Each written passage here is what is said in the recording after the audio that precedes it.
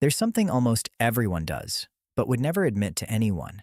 It's not bad and it's not wrong, but nobody can see it.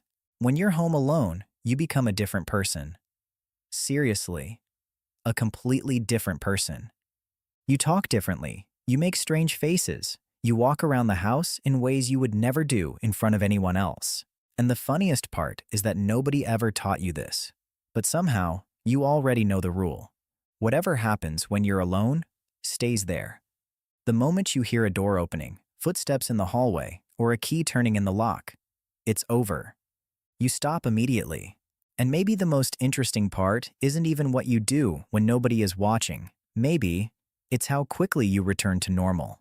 And that's what we're going to talk about today. Those different, unusual, or strange behaviors people have when they're alone. Picture a very simple scene. You're home alone, doing something completely ordinary. Maybe you're listening to music while cleaning your room. Then, without even noticing, you start singing a little louder. After that, you start moving, and before you know it, you're doing an entire dance routine with a hairbrush, a remote control, or whatever happens to be in your hand. And the weirdest part is that you never decided to do it. It just happened. Or maybe it's something else. You're walking around the house and suddenly start talking to yourself. Not just one random sentence, a whole conversation. You play both sides. You're the person asking the questions and the person answering them. Sometimes it's an argument you had last week and still haven't gotten over. You replay that conversation in your head, except this time you have the perfect response.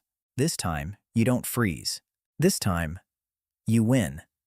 Or maybe you catch yourself standing in front of the mirror, making a serious face and practicing something you need to say later. Maybe you pretend you're being interviewed, or you imagine that you've just won an award and start rehearsing your acceptance speech, thanking your family, your friends, and even people who don't actually exist. Some people talk to their dogs as if they understand every single word.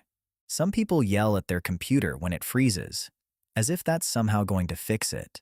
Some people hear a song and, out of nowhere, create an entire movie inside their head, complete with scenes, a soundtrack, and an emotional ending. And the interesting thing is that it looks different for everyone. One person uses the voice of a television host, another pretends they're narrating a documentary about their own life. Someone else does accents, plays characters, imitates a teacher, a parent, or a boss. Some people give an entire presentation to an audience that doesn't exist, complete with an introduction, a high point, and an emotional ending. And the strangest part isn't even that these things happen. It's that almost nobody knows you do them. Not your mother, not your best friend, not even the person who sleeps beside you. Because this version of you only appears when you're absolutely certain that nobody is watching. Then comes the moment almost everyone has experienced. You're right in the middle of it. In the middle of the song, the imaginary conversation, or the acceptance speech for an award you haven't even won. And suddenly, you hear a sound, a door, a footstep, a key. In less than 2 seconds, you're already sitting down, your phone is in your hand, and you're pretending you've been there the entire time. Completely quiet, doing absolutely nothing. It's as if your body has an emergency button designed specifically for moments like this. Now, think about it. Had someone seen you in that moment? What would they have thought? They probably would have laughed. They might have found it funny, silly, or maybe even a little strange. What are you doing? Are you talking to yourself? Who are you dancing for? What exactly were you doing in there? And the funny thing is that people have probably thought the same thing about themselves. They've caught themselves singing loudly while alone and thought, okay, this has gone a little too far. They've seen themselves in the mirror, pretending to be interviewed, and thought, this is ridiculous. What am I even doing? People treat these moments as if they're meaningless, as if they're childish, pointless, or something that should stay behind closed doors and never be mentioned again. But maybe that isn't entirely true. Maybe what you do when you're alone isn't the silly version of you. Maybe it's the only version that isn't calculating every movement. The only moment during the day when you're not wondering whether your voice is too loud, whether the way you walk looks strange, or whether someone might think you're weird. Because in front of other people, you edit yourself. You soften your tone. You control your expressions. You think twice before doing anything that might seem exaggerated. But when you're alone, you simply stop editing. And there's nothing wrong with that. In fact, it's much simpler than it seems. The first reason is the most obvious one. It's fun. That's it. Not everything people do needs to have a deep meaning, a hidden trauma, or some complicated explanation. Sometimes you sing badly, dance with absolutely no coordination, and invent a ridiculous scene simply because it feels good. You don't need to impress anyone. You don't need to get the steps right. You don't need to make sense. You're just enjoying your own company. The second reason has to do with the fear of being judged. When other people are around, your brain is constantly calculating. Does this look strange? Are they going to laugh at me? Am I doing too much? But when you're alone, that calculation simply shuts off. You don't have to ask yourself any of those questions because there's no one there to judge you. There's also the issue of built-up energy. A lot of people spend the entire day being polite, well-behaved, quiet, following rules, and controlling their reactions. Then, they get home, and their body finally releases everything that was being held in. It turns into dancing, shouting, or a full performance out of nowhere. And some people simply have very active imaginations. They don't just listen to a song, they create an entire scene around it. They don't just look in the mirror, they imagine an interview, a speech, or an argument that never happened. It's a way of turning an ordinary moment into something bigger. And this doesn't happen the same way for everyone. Every person has their own reason, even if they've never stopped to think about it. Some people do it just to experience a different version of themselves. The shyest person in the group, the one who barely speaks during meetings, might become a full television host when they're alone. They speak loudly, make jokes, and let themselves go in a way nobody has ever seen. It's not that they're pretending to be someone else. It's that this side of them has never had enough space to appear in front of other people. Some people use these moments to organize their thoughts. They talk to themselves because they need to hear their own thoughts out loud to understand what they're feeling. They explain to themselves what happened during the day. They rehearse a difficult conversation they still need to have. They practice what they're going to say to their boss, their father, or the person who hurt them last week. Others use these moments to rewrite the past. That argument where they froze. That response that didn't come out in time. That moment when they felt embarrassed and couldn't defend themselves. When they're alone, they replay the entire scene. Except this time, the perfect response is right there. This time, they don't make themselves small. For other people, it's about filling the silence. Some people can't stand being in a completely quiet environment. The silence makes their thoughts feel too loud, too uncomfortable. So they sing, narrate what they're doing, make sounds, talk to the dog, talk to the plant, or talk to anything nearby. It isn't madness. It's just a way of making the room feel more alive. There are also people who carry a much more intense inner life than they ever show.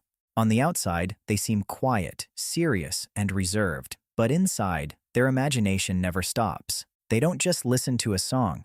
They live through an entire movie while it plays. They don't simply look in the mirror. They imagine a complete scene, an interview, an award, an audience. It's as if ordinary life isn't enough for all the creative energy they carry inside. And some people simply need to release their bodies after spending the entire day sitting still, behaving, following schedules, and following rules.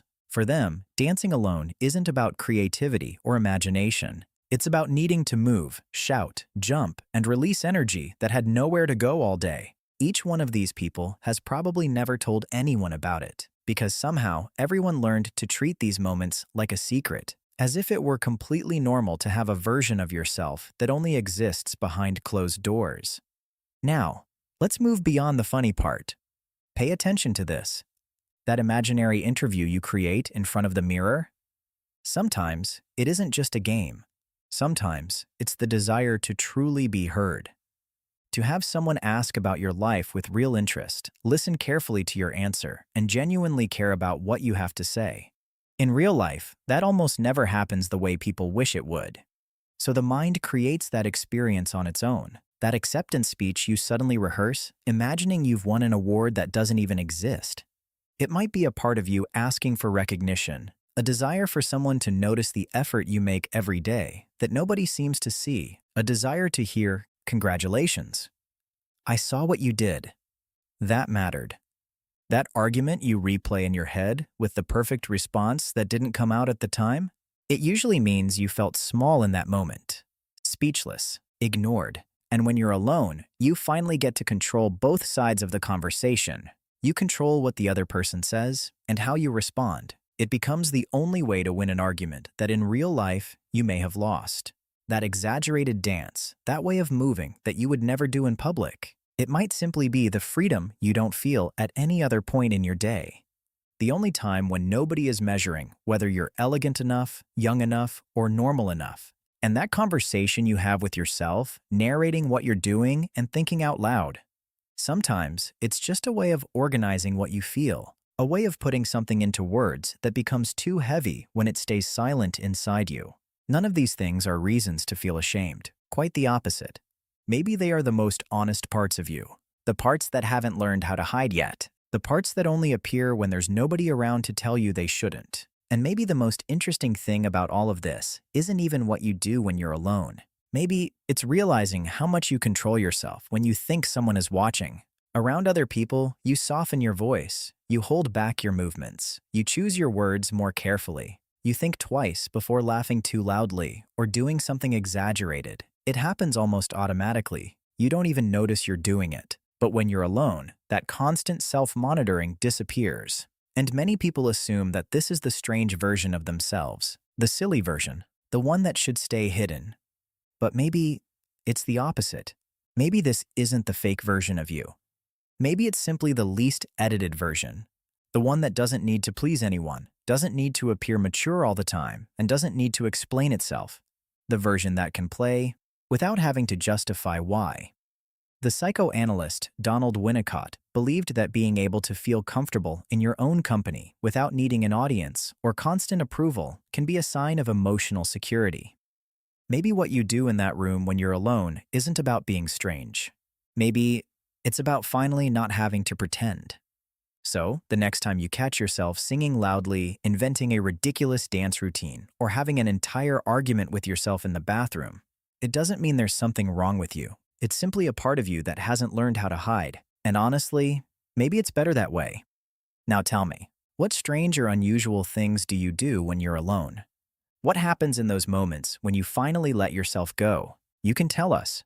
We won't tell anyone. And if you saw yourself in this video, subscribe to Everyday Mind. That way, you'll receive our new videos and keep learning more about who you are and why you feel the way you do. I'll see you in the next one.